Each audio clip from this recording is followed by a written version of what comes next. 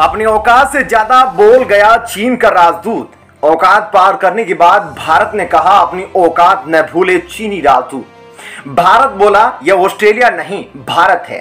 Taiwan Bharat के बीच हुई बड़ी डील। दोस्तों, पिछले हफ्ते श्रीलंका को लेकर भारत और चीन में दुश्मनी और ही बढ़ गई। श्रीलंका के आंतरिक मामलों में भारत पर लगे आरोपों को लेकर भारत श्रीलंका में स्थित चीनी राजदूत को गंदी फटकार लगाई है। दोस्तों, श्रीलंका के आंतरिक मामलों में हस्तक्षेप करने के चीन के आरोप पर भारत ने पलटवार करते हुए चीन को मजबूती से जवाब देते हुए कहा। श्रीलंका में चीन के राजदूत को नंगा कर कहा, श्रीलंका को इस समय को सहयोग की आवश्यकता है, न कि किसी अन्य देश के एजेंडे को पूरा करने के लिए राजनयिक दबाव या अनावश्यक विवादों की। दोस्तों, भारतीय हाई कमीशन ने शनिवार को कोलंबो में चीनी राजदूत को श्रीलंका जैसे संकटग्रस्त देश पर अनुचित दबाव बनाने और श्रीलंका के हम्बनटोटा में चीनी जासूसी जहाज तैनात करने के मामले में विवाद भड़काने के लिए फटकार लगाई।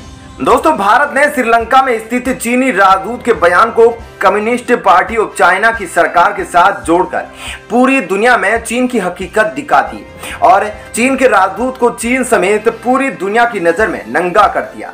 भारत ने चीनी राजदूत के बयान को चीन के रवैये से जोड़कर कहा कि श्रीलंका को वर्तमान में मदद और समर्थन की जरूरत है और चीन अपना एजेंडा चलाने के लिए राजनयिक दबाव और अनावश्यक विवादों को श्रीलंका के सामने ला रहा है और इतिहास को तोड़ मरोड़ कर श्रीलंका की जनता को भड़का रहा है।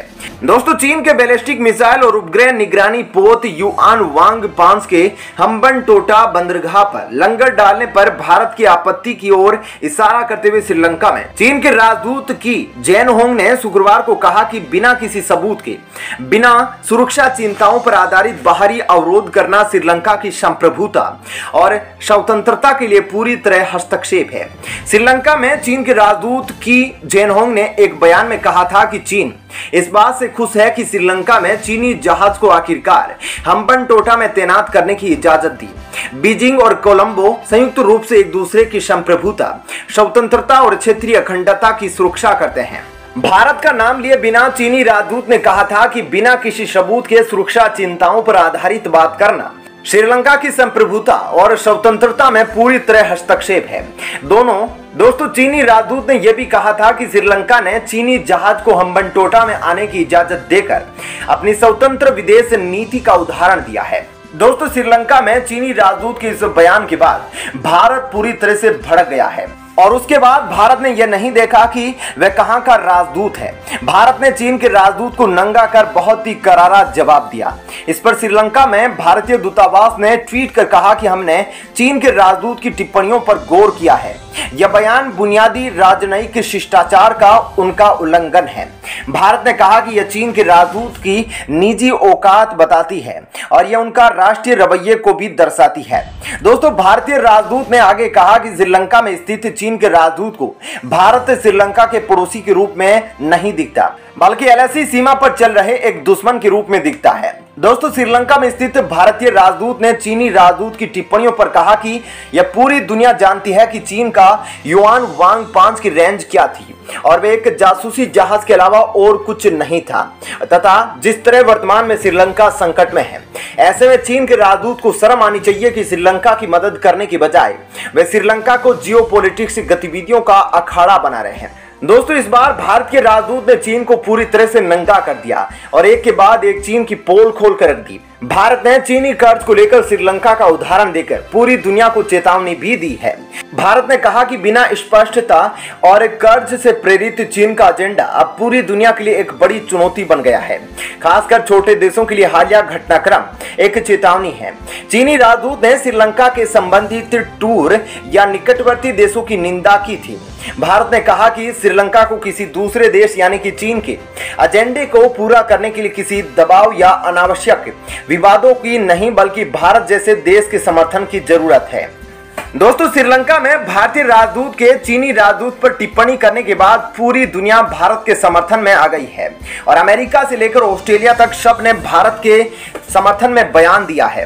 दोस्तों अमेरिकी नौसेना के एडमिरल माइक गिल्डे ने कहा कि चीन को रोकने में अमेरिका के लिए भारत एक बड़ा सहयोगी होगा। वॉशिंगटन में एक सेमिनार में उन्होंने कहा कि चीन को रोकने के लिए जापान और भारत के रूप में दो अहम प्रतिरोध मौजूद है और उन्होंने कहा कि चीन की नीयत ताइवान को लेकर खराब होती है तो भारत और जापान उसे रोकने में बड़ी भूमिका निभा सकते हैं।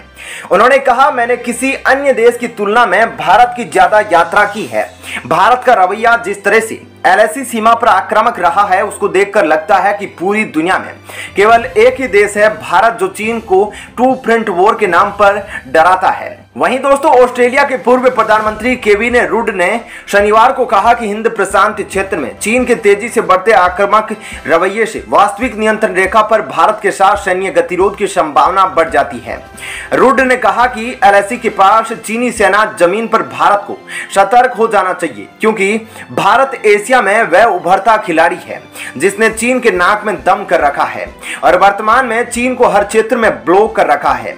दरअसल दोस्तों श्रीलंका में चीन के राजदूत के बयान के बाद श्रीलंका में स्थित भारतीय राजदूत ने जिस तरीके से टिप्पणी करी है उसको देख पूरी दुनिया में चीन की बेइज्जती हो गई है क्योंकि हमने पहले भी देखा था कि कैसे चीन के राजदूत दूसरे देशों में बड़े ही अग्रेसिव होकर उसी देश को धमकी दिया करते थे या फिर किसी दूसरे देश के बारे में बहुत ही ज्यादा गलत बोल दिया करते थे। दोस्तों हमने पिछले 2-3 सालों में देखा कि खासकर ऑस्ट्रेलिया के संदर्भ में जब ऑस्ट्रेलिया चीन के रिश्ते खराब होने लगे तब ऑस्ट्रेलिया में ही स्थित चीन के राजदूत ने ऑस्ट्रेलिया को बहुत ही बुरा भला कह दिया था और यहां तक कहा था कि चीन ऑस्ट्रेलिया को सड़कों पर ला देगा अगर ऑस्ट्रेलिया ने चीन के खिलाफ बोलने की कोशिश करी तो। अब दोस्तों लंका में बैठे चीन के राजदूत को लगा कि अगर मैं भारत का नाम लेकर टिप्पणी नहीं करूंगा और इनडायरेक्ट मैं भारत को बोलूंगा तो भारत समझ नहीं पाएगा।